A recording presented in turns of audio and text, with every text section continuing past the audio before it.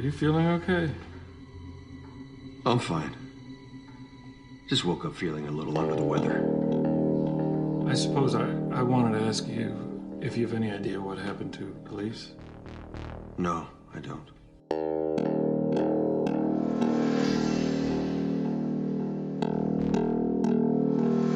Welcome back to the Haddonfield Horrors podcast, where we review horror movies and horror franchises. I'm Mark, I'm Maria. and today we're reviewing Insidious Chapter 2, released in 2013, written by Lee Winnell and directed by James Wan. Maria, can you give the people a plot summary? Soon after their showdown with evil spirits that possess their son, the Lamberts, Renee, and Josh are ready for their lives to return to normal. However, something is still seriously off, especially with Josh, who, unbeknownst to Renee, is possessed too. In order to free Josh's soul and finally defeat the malevolent forces around them, Lorraine Lambert and her ghost hunting friends investigate the past to save her family's future. To start off, because it ended with Lorraine in the little in the plot summary, seeing Lorraine with the ghost hunters, I didn't know how much I needed to see more Lorraine, but I was like, this fits. This is kind of, I'm enjoying seeing Lorraine with Specs and Tucker and Carl. I was like, I'm like, Elisa's dead, but we got Lorraine here. She representing. I was like, I like this. I was okay with this, but overall, for better or for worse, this movie was more of the same. Yeah. It really didn't feel any different, which I feel like was an issue. Like, I wanted to, keep it the same. It picks up right after the first one ends. So yes, you keep it the same. It feels the same, but it's too much of the same. It doesn't repeat the same beats, but it kind of gets stale towards the middle. In some ways, it repeats the same beats. In other ways, it does some new stuff. Like, again, we get more Lorraine, and we get more of Tucker and Specs, and we get the flashback. I love the flashbacks, like getting more of like Josh's story. Like, I enjoy that, and watching the flashbacks and having things to be explained later, like, all that was good. But I feel like outside of that, like, I still want to know more about the further. And I will say, like, I kind of felt bad for the villain, because I was like, damn, that poor kid never had a chance. Like, True. and it was kind of giving me callbacks to Sleepaway Camp. I don't want to. Have you guys seen Sleepaway Camp? Yes. Maria, have you seen Sleepaway Camp? Yeah, we saw it together. Oh yeah, we did. Okay, so, like, for those who haven't, this is a spoiler. But when you get to the end of the movie, you find out that the killer is Angela. But Angela isn't a girl. She's a boy who aunt forced her to be a girl.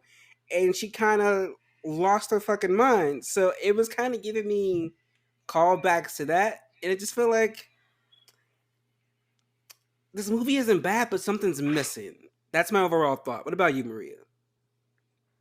Honestly, I like this movie better than I like the first movie. I like the storyline, instead of like the whole astral projection thing going on. Um, I like this movie. I don't like it as much as I do the other movies, but it's definitely up there. I think it's scarier. I think like it's creepier. I like that we focused around the villain. Did I feel bad for him? A little bit, but like he also used to kill women. I don't know. So, you know, um, like you do feel bad, but then it's like, he did hate women for for what had happened to him, which makes sense. I mean, he should. It's a serial killer origin story. It's what happened with Ed Gein. He hated his mom, so he ate people. Yeah, but overall, I mean, I like this movie. I think it's a good movie. It's definitely a movie I've like. If I had to pick between this one and the first one, I'd probably watch this one. I like the story. I like the plot. It keeps me more interested. Whereas the first one, I think it's only a good watch, maybe the first or second time. But then after that, you're like, okay, like I get it. This all makes sense. Like, let's move on. Whereas this one, I feel like it's more like, yeah, and I do love Lorraine and Specs, but I like the fact that there is an overall plot. Like I feel like the plot here is stronger, I guess if that makes sense. Um, and it's scarier, and I don't know. I like this movie. Twana, what about you? What are your overall thoughts? I'd like to first say again, shout out to Renee in this movie, because my good sis was going through it once more. Like, I don't know how she did it, because she should have been going after the first one, to be honest with you. But overall, I I'm a bit more mixed on this movie than I remember being. Um, I'm kind of opposite of Maria, where I kind of prefer the first one over this one. I will say, like, even though the first one ended the way that it did, if it had never got a sequel, I wouldn't have been mad about it. But getting the sequel and then seeing like the little droplets that were left from the first one that crossed over into this one, like using Josh's story and how he was able to like astral project and stuff, and go into the further the same as his son, and you know that lead up of the woman in black following him, but we didn't really find much out about it. Then using this whole movie as that like lift off point to give us that whole story was good the way they went about it. So that I will say I did like just how they left the little crumbs for us in the first one, then the meat, and then like took a full sin in the second one. So that I did like. Will also agree that the story beats in this one like were a bit better, just because it was a little more going on. With the first one, um, once we found out about their son, Dalton, being able to like astral project and stuff, and what was like coming after him, that was kind of like it. At that point, it was just kind of exorcism type of thing, just trying to get him back. Whereas in this one, it was a bit more layers with the woman in black backstory, how it went all the way into Josh's past with his mom, and Lorraine was still there. So like it was a really good like circle to like how it all like connected back on each other. So that I will say I like a lot about it. And will agree with Mark as well that the story, like how the like woman in black came to be, was an interesting one with the mom figure and stuff, and how that all came of. So like in general, like I would say that's all like pretty good as well. And we'll agree that Lorraine was good. I did like her in this one. I thought I thought she was fine in the first one. Like she didn't really do as much, but they really gave her a lot to work with in this one, and she was a good little addition to that little like quartet we got with Tucker Specs and the friend of Elise's, whose name I am forgetting. But yeah, I don't. Carl. Carl, yes, but yeah, I don't think I like this one more than the first one, but I can see why some people would like Maria. So I could definitely see it, but yeah, it wasn't that up there for me. But I still do like this movie. Yeah, they were just the first one just felt, I guess because everything was kind of unexpected. I don't know. I just felt like that there was just something missing from this movie. Like I expected more than I was given, and that's my fault. So but this is what happens when you get the exact same writer and the exact same director back. Sometimes they just do what worked instead of trying to be innovative. But let's talk about some of the scenes. And I want to say for me, because I caught on pretty quickly when the music started playing. I was like, huh, who would just be playing the piano? Who would be playing the song? I was like, is that the husband? Is that Josh trying to like break through? And I was like, maybe it's not. I'm thinking too much. But then the moment when she told him, she was like, oh, that's our song. And he was like, what song? And I was like, oh shit, that's actually it's actually Josh, like trying to communicate. And then when he came back, he was like, I tried everything. I even played our song. I was like, oh shit. Kind of made me all teary eyed. I was like, oh, their special song. He was trying to use it. And I like that Dalton was like, okay, I'm gonna go back in here and go save Dad. He actively. This is the first time we actively saw him go back into like the dream, which is pretty good. And all the flashback scenes were good, except for the fact that they dubbed that woman's voice. Yeah, that was so weird to me. Like the first flashback, I was like, I'm tripping. I had to be tripping. Maybe they did sound alike. But then every time they went back to a flashback, I was like, oh no, they dubbed that woman's voice. Like, what the fuck? I was like, okay.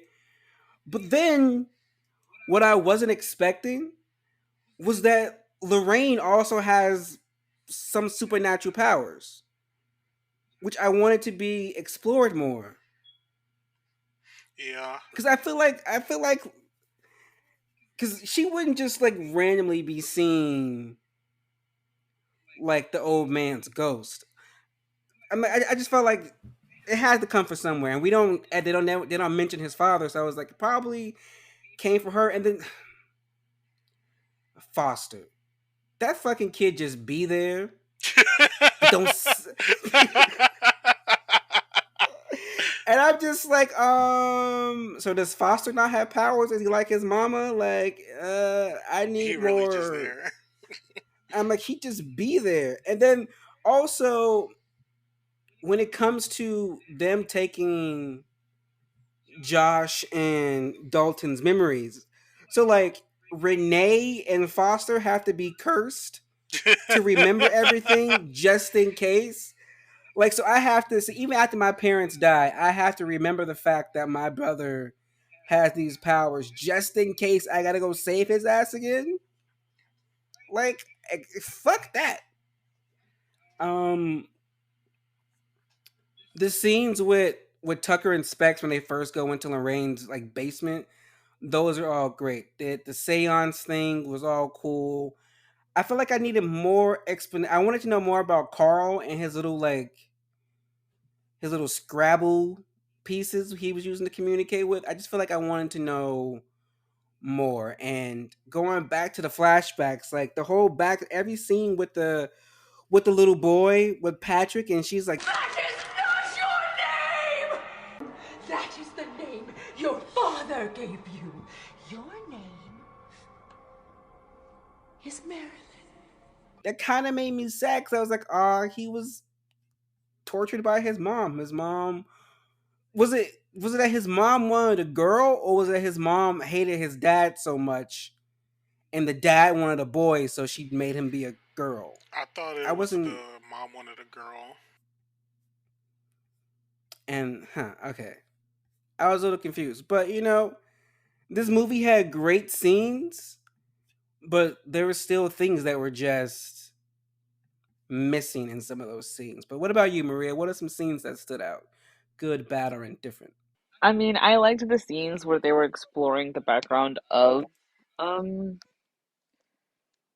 the guy.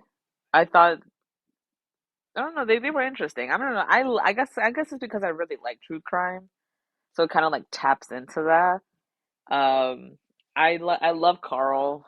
I love the scenes with Carl, Lorraine, Specs, and and Tucker. They're such a good team. Yeah, just like the backgrounds of it, and I thought the scares here were good too. I don't know, I just really like this movie. Like this movie just really scratches a good part of my brain. Like when I watch it, I don't love it as much as I love the third one. The third one is so good. And I do agree that poor Foster, that poor kid. Um, and but honestly, I think my favorite scene is when they're like at the church. No, I don't remember where they were, but they found basically all the victims. And that scene is just so eerie and it's just like so freaky. Yeah. And then all like the small scenes, the small scary scenes where they move like that little stroller thing around and like they're playing the piano and it just brings you back to like simple ghost activity. I don't know. I love this movie. It's really good. Tuan, any scenes, good, bad, or indifferent? Yeah, one scene that I remember from this movie especially was when Renee got slapped by the mom. Don't you dare! I remember laughing so loud, like when I saw that in theaters, because like it took me off guard, like immediately. But it was also just the way that Renee like fell into the table and stuff. And at that point, I'm like, girl, why are you still here? Like, get them kids and go, or at least get the baby in foster and go, and leave the other one. Like, it was just so funny to me. Besides that, though, I did like that scene Maria mentioned when they found all the bodies, and because it was very eerie the way they had them like posted up, like that was very much like some horror movie stuff. Like you see things and you're like, yeah, that's like nightmare fuel type of things. Just seeing like the covered bodies and everything, and like the white, like covered in white and all that kind of stuff. So that was a good scene as well. I did like the opener. Elise, the young Lorraine and Elise, and also Josh when they brought Elise to like try to see what was like happening with Josh. I like that. That's for like the opener, the little flashback, and just in general, I liked the scenes where Carl would use those like dice or like the Scrabble pieces. I ask questions, and the spirits answer with the dice. You look for the words in the letters. Just because I thought that was interesting to use, and like like just as more like a visual way to see like how he does what he does compared to like what Elise does usually. So I just thought that was like cool from like a visual standpoint to like depict that. And then when it like turned against them and it wasn't actually like Elise that they thought they were talking to, that was like I like how that scene played out. Besides that though, I think that was it. I don't really have any scenes I would say that I disliked in this movie. Um, yeah, I don't think that there wasn't much in here I would say I disliked. Yeah, I don't know. Again, like I don't dislike this movie. It just feels like with every scene, with everything, there's just like something they could go further, but they just stop. That's like my issue with like certain scenes. Like certain scenes could be extended to just give it a little bit more meat, but they just like they stop. But Tuan, what are well, there aren't really any kills in here, but what are some of your favorite or standout jump scare moments? That's what we'll do. Jump scares. Definitely that don't you dare one. Like even though I did laugh at that when it initially happened, it definitely caught me off guard, and Tuan. I flinched a little bit the first time I watched it. Think that I would say that probably might be the only one that I would say that really got me though. Maria, what about you? What are some jump scares or like scare scenes that stood out for you? Good, bad, or indifferent? Yeah, to be honest, the one where like um where the mom slaps Renee. Because it was like, it was scary because you just weren't really expecting it, but it was also kind of funny because she just fell into that table. Um, I Like don't know, that part was just, it was like a Family Guy fall. Like when they fall in Family Guy, they leg yeah, like cross over their back. And shit. Like it was like yeah. that. And then like, and then the dad, Josh, he just comes in, and I mean, I know he's technically like her son, he knows what's going on, but he's like, oh, I guess. He just picks her up and puts her on the couch, and it's just, I don't. It's like a scary scene, but it's funny. I don't know. But that scene, I thought was really good. To be honest, that's the one that really, really stood out because it was like at first you jump and then you're like, what the fuck just happened? And then it literally just turns to like technically nothing happened. The only jump scare I would say is, well, for me, is when, not even really a jump scare, but like when they were in the attic and they found all the bodies, and when they all kind of just like, and they were taking out. Well, no, the scene where Dalton, they're in the room with Dalton, and they're like, "Oh, please make it stop! Please make it stop!"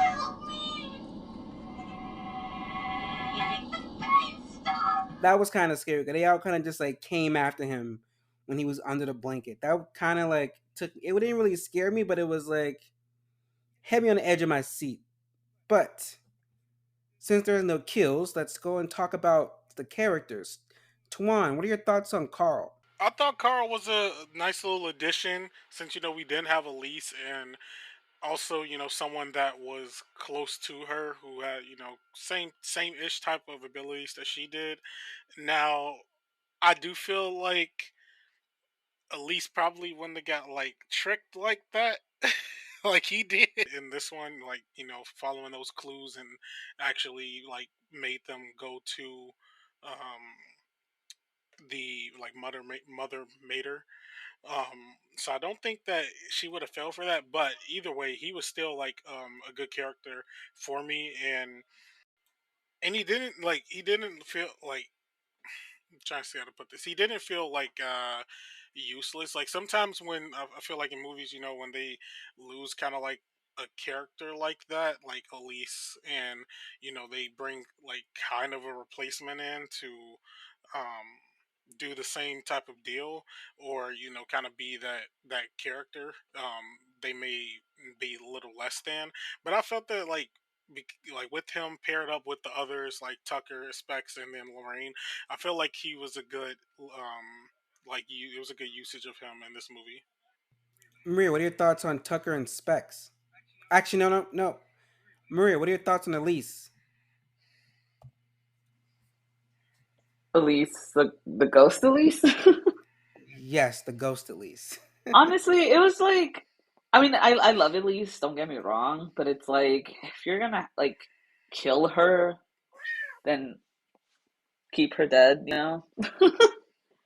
It just seems like they killed her and then they were like, wait, never mind. We want you in the movie. Um, I mean, I like her and I like that she was like part of the movie, but then it's like, but like they brought in Carl to have a psychic in the movie, but then they brought back Elise. I don't know. I mean, I don't really get it. I feel like if they were gonna do that, then they should have just kept her alive, but they didn't. But I mean, I love Elise though, so I guess I have mixed feelings about her being in the movie. I think the thing was they killed her because that was part of the original plan, the original script, but they weren't expecting her to be kind of like a breakout character, so to speak. And once they realized, like, oh shit, she's actually popular with the fan base. Damn, how are we going to bring her back? That's kind of vibe I got off of it. Yeah, that's I would say that's why like when we were talking about the first one, that's why I said I felt like they not they didn't plan it, because obviously it was planned because the stuff around Josh and everything, but I felt like her dying didn't work in their favor, especially once you get into the other movies. Um, and I feel like they could have probably had her attacked but still be alive, but maybe it wouldn't have had that much of an impact as having her dead. So it's kind of like a give or take type of thing, I guess, as well.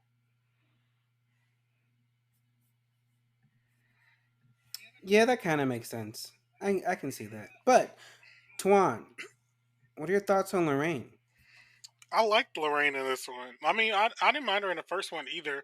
Like she's actually had more to do in this one. Like she was kind of she hastens, but she was kind of just a little bit there in the first one.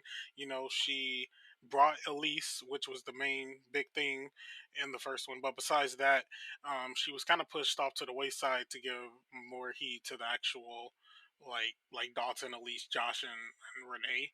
Which I mean, understandably so, but in this one she had more going on and was actually like involved in the story, and I like.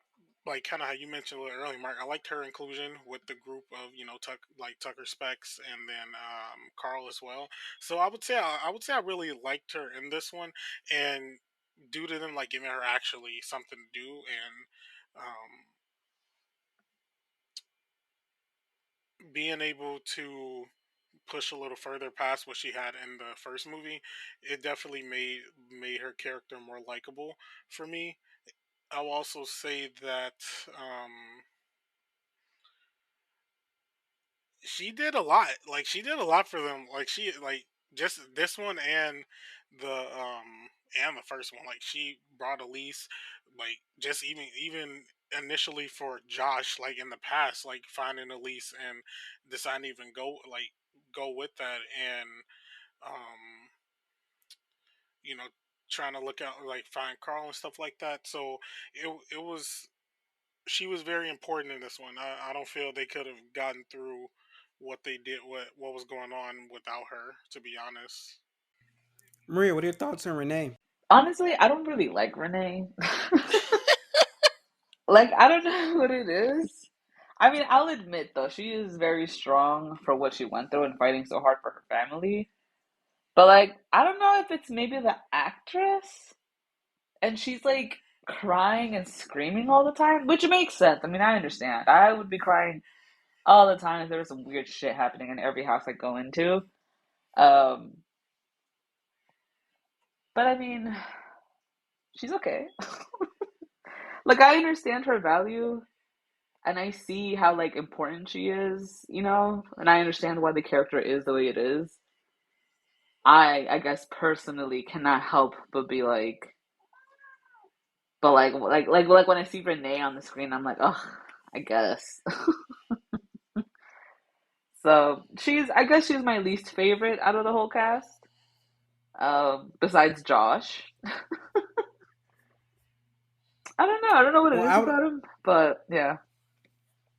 I want to talk about Dalton. Dalton wasn't really he wasn't a big focal point in this movie. I feel like the last movie was kind of all about let's save Dalton, let's get Dalton back. And besides like that one scene in the bed and he was like under the blanket, we didn't really get that much of Dalton until the very end when he was like, "Mom, I can do it. I can go save Dad," which I kind of saw that coming. And I was like, like I said, they didn't repeat a lot of the same beats, but then they also kind of did. They did a lot of role reversal. Like now it's instead of Josh going to save Dalton, it's Dalton going to save Josh, which I kind of saw that coming, but it was still kind of nice to see, especially when they all came back. Foster still didn't have a fucking line, so whatever. Like justice for Foster, okay? Because it's always Dalton being kidnapped in his dreams and they picking the baby off the crib. Put the baby on the. Can we go back to that? Why they putting the baby on the floor? Like, what did the baby do to the ghost to be put on the floor? I was like, wait. I was like, wait. Of all the fucking things, why you fucking with the baby? The baby ain't did nothing. Baby can astral project. Like, I don't. But I'm like, everything happening to everybody but Foster. Like, he gonna have some strong middle child syndrome going on because Foster just be there. I'm like Dalton being kidnapped, the baby being put on the floor, and Foster just going to school and doing his homework. Like Foster's life is being uprooted because his siblings and his daddy. Like I feel for Foster, justice for Foster. But Maria, what are your thoughts on Josh? I feel the same way about Josh the way I feel about like Renee. I don't know why. There's just like something about the both of them that I'm just like, ugh, I guess. Um, I can't really tell you what it is. I don't know. They're just not likable to me. They're and it's funny because I know Josh is like one of the really main characters, but like I could do without him. I like everybody else besides them. I mean, it's not like I hate them. I'm just like, you know, it's like I guess you're here. Um, but I feel like, I mean, you don't really see him much in this movie, especially because he's possessed most of the time. Um, or like not possessed, but he's like in the further most of the time, I guess. That whole that song scene that you mentioned earlier, yeah, that was cute. It was cute. Um, did I care that it was something between Josh and Renee? Not really. Um, he's okay, I guess. I don't know. Just something about these people, about that couple. I'm just like, okay. Um, I don't know, but yeah, I think it's because he's bland. Like, I don't think he makes as much of an impact as like Tucker and Specs, or like as Lorraine or Elise. I feel like they have bigger personalities than Josh and Renee. They just seemed like very bland people to me. I think that's what it is. That's insane, given that they're like the main two characters of the first two movies. And the first movie is mostly through her POV. Like, I agree with you. Like, Josh, possessed, unpossessed, whatever the fuck, is a piece of shit. Because it's still on site, the fact that he at the school was sleeping while she taking care of three kids under 10. But, like, even possessed, he's still an asshole. And I was just, but I get you. I don't, yeah, I can kind of see it. It's just insane that the two characters you're supposed to connect with the most, that you didn't have any connection with them. What about you, Tawan? What are your thoughts on Josh? Yeah, they they didn't do Josh any favors in this one because uh already going back to the first one, like he was kind of, not present most of the time. So with him now being like taken over, possession type of deal, um even though this isn't like the actual Josh, I mean, he wasn't like on that level that was in second one, but he was kind of like doing some of the stuff that the Mother Mater was like possessing him with and whatnot, like trying to like not antagonize, but question Renee like on what she was seeing, like kind of like dissing it in a way.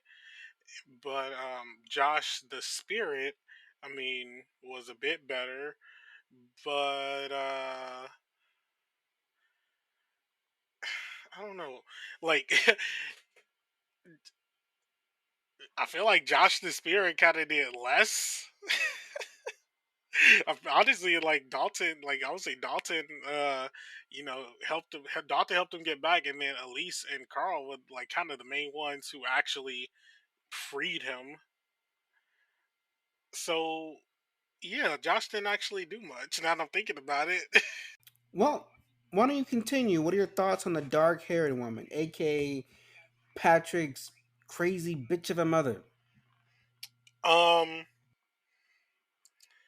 Well, she was scary as hell. I give her like the whatever actress they had playing her, like she was on a 10 the entire time because she was creeping me the fuck out. I'm not gonna lie. Uh,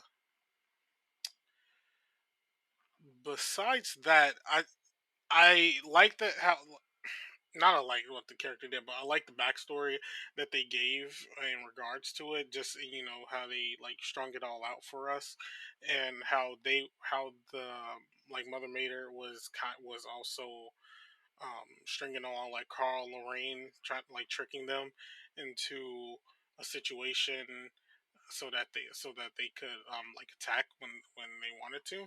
So I did like that whole aspect of like the character using like the I almost said the following, using the further to get what they wanted in that sense. But besides the backstory that we got and how horrific the mother was to like the I think it was Parker Crane, correct? I believe that was. Yep, they're the Yeah. cranes. Yeah, so it was yeah, how she like treated her son Parker. That was I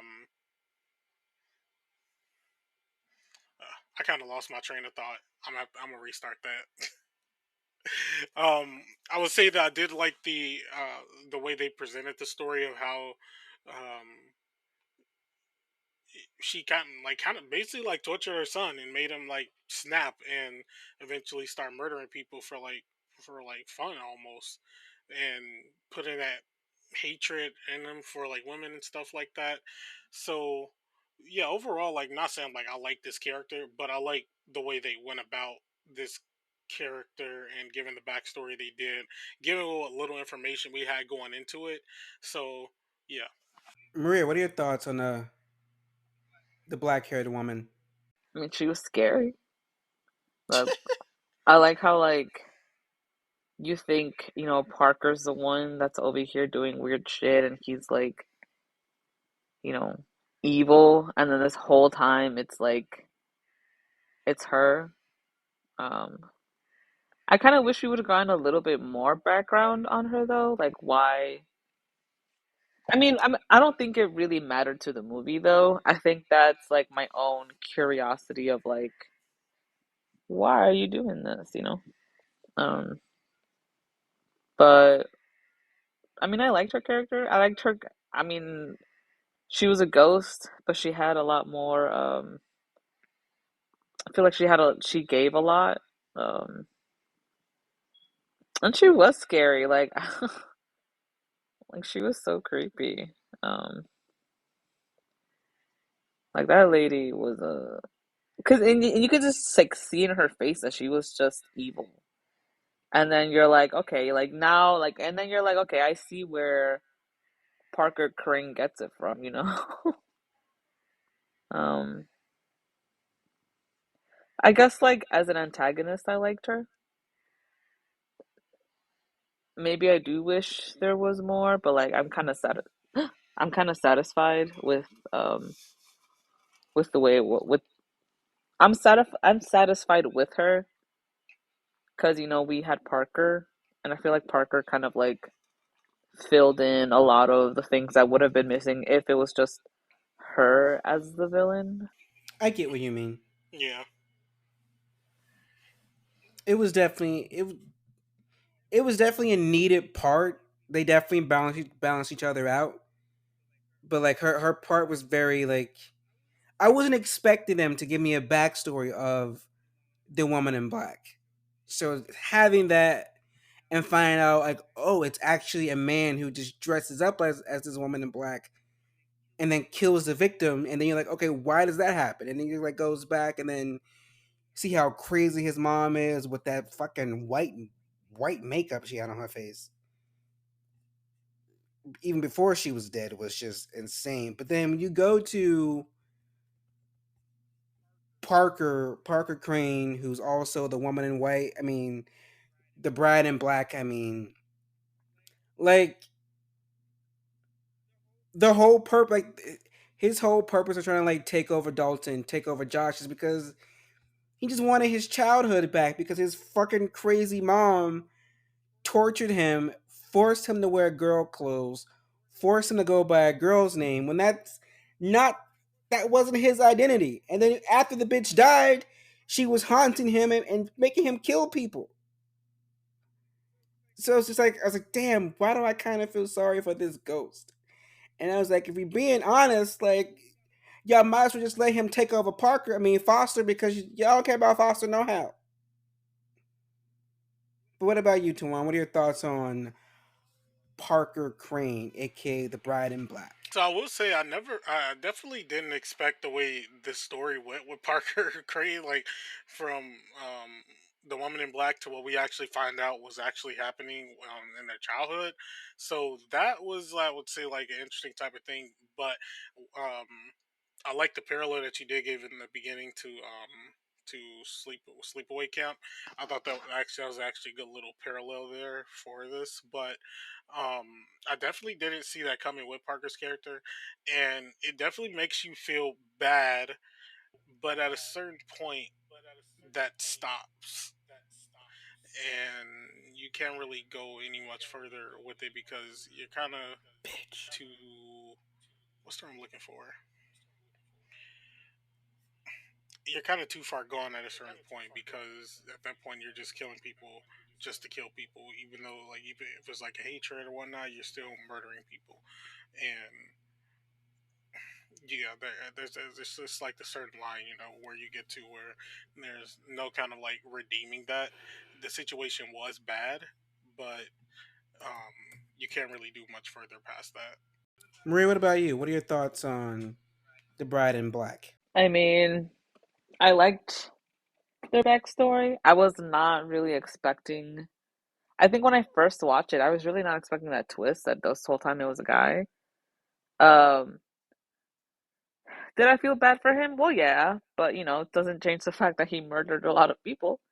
Um, Especially because he murdered, yeah, out of hatred, and you just can't really.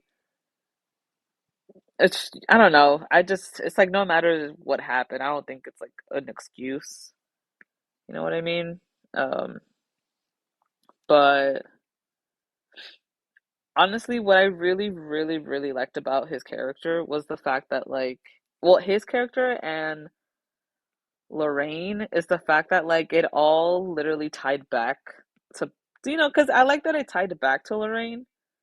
The fact that he was a patient of hers and he saw Josh that one time and that's why he started following them basically because he was like, I want to be a little boy again, which makes sense. I mean, I understand that's why he wanted to get into Dalton, but then it's like, or I mean Josh, well yeah, into Josh, but then it's like he was still kind of killing people though, like even though he was in Josh, that it's kind of really hard to forgive that. It's like I get that you're traumatized, but you never actually stopped killing people. Yeah, So, at what point is it gonna be, okay, I guess. yep. But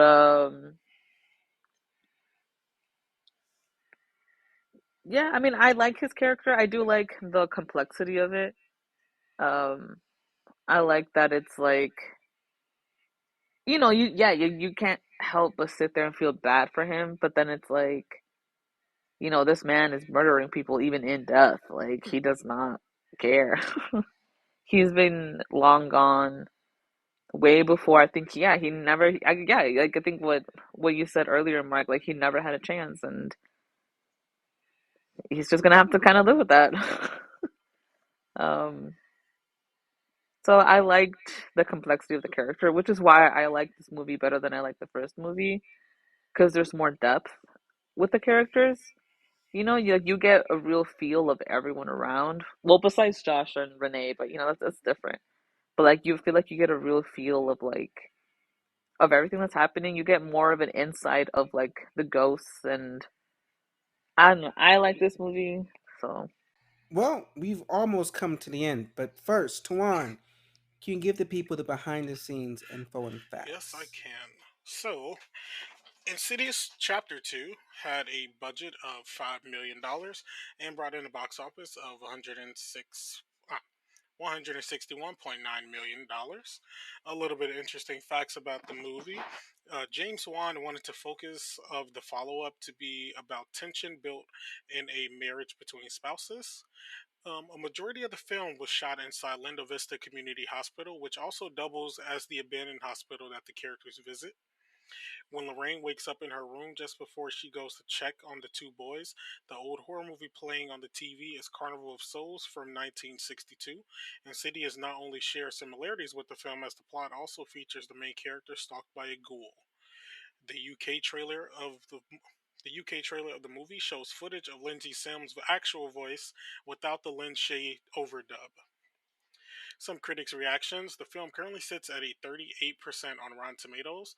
The Telegraph gave the film a positive review, stating that the scares are mostly very scary indeed, and that means the film does its job.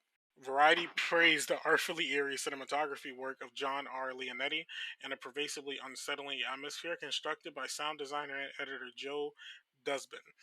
Fondas further wrote that where so many sequels seem like mere remakes of their predecessors with bigger budgets and less imagination, Insidious Chapter 2 feels like a genuine continuation of characters we enjoy getting to know the first time around and wouldn't mind returning to again.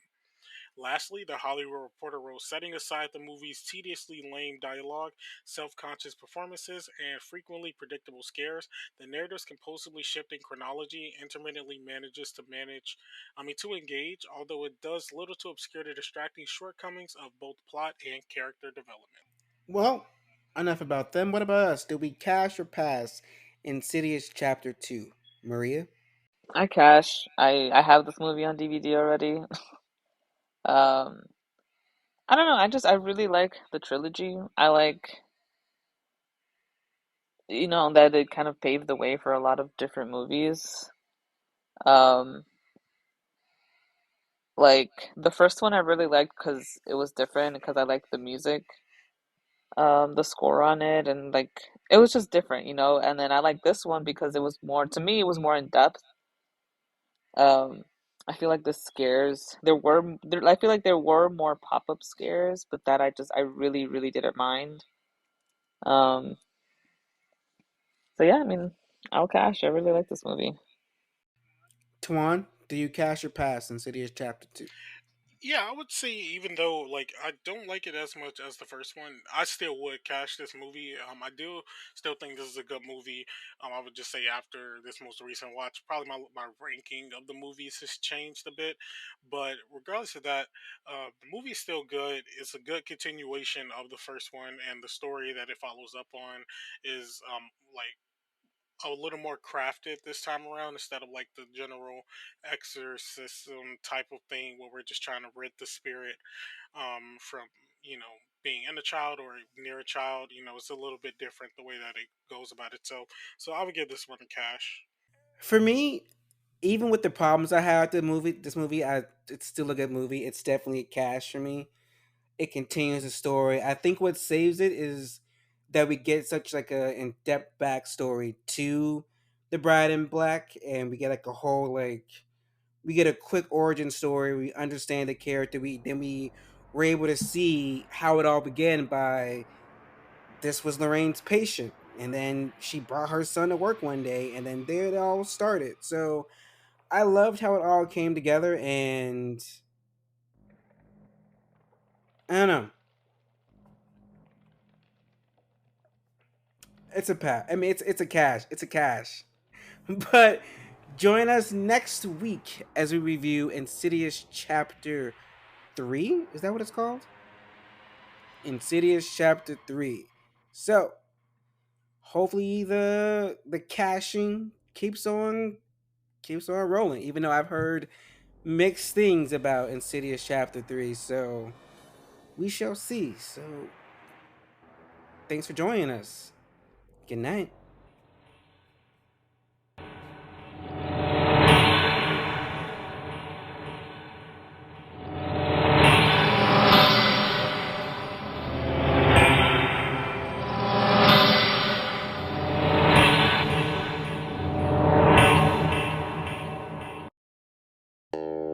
If you like this episode, please be sure to check out Haddonfield Horror's past reviews from big franchises like Halloween, Friday the 13th, and the Chucky franchise, or one off reviews like Us and Midsommar. You can follow Haddonfield Horrors on Instagram and TikTok, where the host posts updates and mini reviews.